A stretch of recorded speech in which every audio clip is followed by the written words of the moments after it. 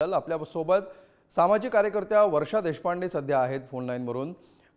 वर्षाताई, जी 2-3 महत्त्वाची आणि अत्यंत गंभीर निरीक्षणे समोर येत आहेत त्यातलं एक आहे की 15 दिवसात अनेक वेळा हा प्रकार घडलेला असू शकतो। दुसरा आहे या चिमुकल्या मुलींना अत्यंत गंभीर अशा जखमा झालेल्या आहेत आणि तिसरं महत्त्वाचं निरीक्षण म्हणजे या व्यक्तीची कुठलीही शहानिशा करण्यात आलेली नव्हती, आयडेंटिटी नव्हती, व्हेरिफिकेशन नव्हतं। सरकारी अहवालातनं या सगळ्या गोष्टी समोर येतात। कसं पाहायचं आपण याकडे?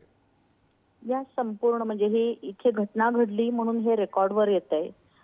पहिल्यांदी तुळशीदासजी म्हणाले तसं इतक्या तातडीनं ह्या सगळ्याची चौकशी करून ज्यांनी हा अहवाल पुढे आणला त्याच्याबद्दल त्यांचं अभिनंदन।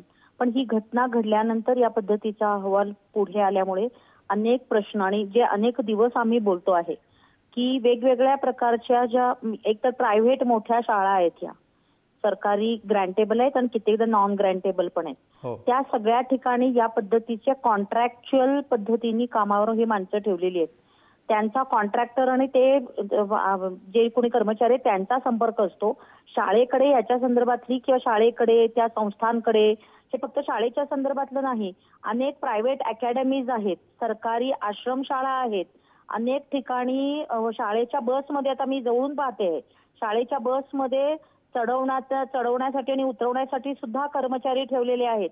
रिक्षा ज्या पोहोचवणारे आहेत अनेकदा ते व्यसनाधीन आहेत आणि रिक्षा पोहोचवणारे आणणारे जे लोक आहेत, या सगळ्याच्या संदर्भाने विशाखा समिती तुळशीदासजी आपल्याला सगळ्यांनाच आठवत असेल, म्हणजे आपण ज्या वेळेला शाळा कॉलेजमध्ये शिकत होतो म्हणजे मे बी 30 एक वर्षापूर्वीची गोष्ट, तर त्यावेळेला विशाखाची केस आली ती सुद्धा टॉयलेटमध्येच अशा पद्धतीचा अत्याचार झाला होता म्हणून सेक्शुअल हॅरॅसमेंट ॲट वर्कप्लेस नावानी ते पुढे आलं, विशाखा गाईडलाईन्स नावानी पुढे आलं।